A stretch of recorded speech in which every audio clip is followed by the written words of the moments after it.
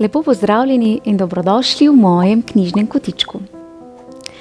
Današnjo pravljico poklanjam Tiji, ki ob večerih zelo rada prisluhne pravljičnemu svetu v mojem knjižnem kotičku. Najlepša hvala, Tija. Najbrž je že vsak izmed nas kdaj kaj izgubil, kaj ne? In srčno upam, da je tisto izgubljeno tudi našel. A tokratna knjižna junakinja je izgubila nekaj zelo posebnega ter najlepšega. Nasmeh. Ja, na šolskem igrišču je izgubila nasmeh. Ga bo uspela dobiti nazaj? Predlagam, da se udobno namestimo in prisluhnemo pravljici za Tijo z naslovom Izgubljeni nasmeh.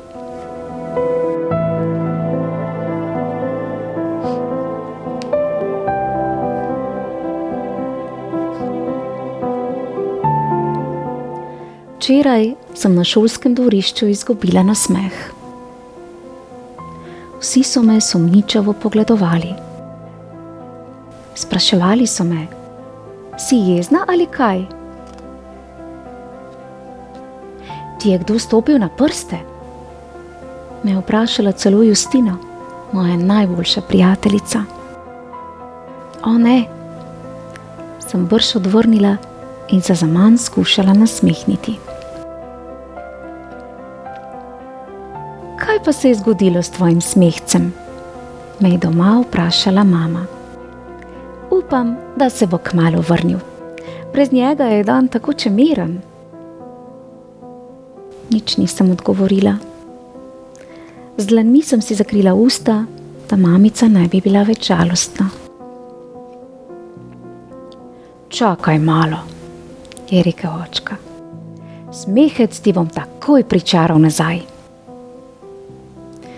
Ko se je vrnil, je bil oblečen kakor pajac in raztegoval obraz v smešne spake. Moj očka je drugače najbolj smešen pajac na svetu. Ampak včeraj sem si zaželela samo, da bi mu malce posedela v naročju. "Pa kaj? Ali brez tistega trapastega nasmeška res ne gre? Koga pa imajo sploh radi? Mene ali njega?" Samo jaz sem vedela, kje je moj nasmeh. Na ustnicah fanta, ki sem mu ga poslala. Toda ni mi ga vrnil. Samo porogljivo se mi je zakrohotal. Posmehovali so se mi tudi njegovi prijatelji. Na njihovih obrazih pa sem še vedno lahko videla drobce svojega izgubljenega nasmeha.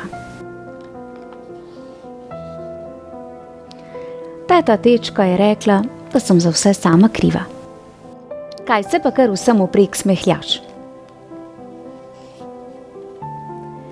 Mamica me je tolažila, češ nič za to. Da imam na zalogi še dovolj nasmeškov, je rekla. Ampak zjutraj sem vseeno zaklicala tistemu fantu, naj mi nasmeh kar lepo vrne. Bilo ga je tako sram, da je zardel kot kuhan rak in se spotaknil čez svojo šolsko torbo.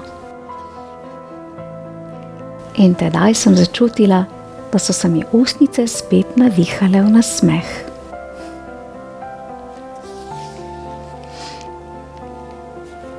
Tudi meni so se ustnice zavihale v nasmeh in verjamem, da tudi vam.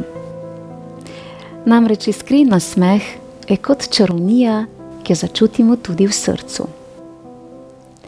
Pravljica pa nas je hkrati opomnila, kako dragoceni so naši občutki in kako pomembno je, da jih ne skrivamo, temveč jih znamo deliti ter jih razumeti. Tija, verjamem, da ti je pravljica narisala nasmešek na obraz in ti zašepetala, da se pravi nasmeh nikoli zares ne izgubi. Le čaka, da ga kdo opazi in vrne. V mojem knjižnem kotičku pa lahko prisluhnete čudoviti slovenski pravljici z naslovom Mesto čustev, ki v rimah na enostaven in zelo prijazen način razloži naša čustva. Prijazno vabljeni k poslušanju. Lepo se imejte in naj nasmešek prav vsak dan krasi vaš obraz. Pravličen pozdravček ti, ter pa seveda tudi vsem ostalim poslušalcem pravljic v mojem knjižnem kotičku. Čau, čau. Bravo. Čudovita pravljica.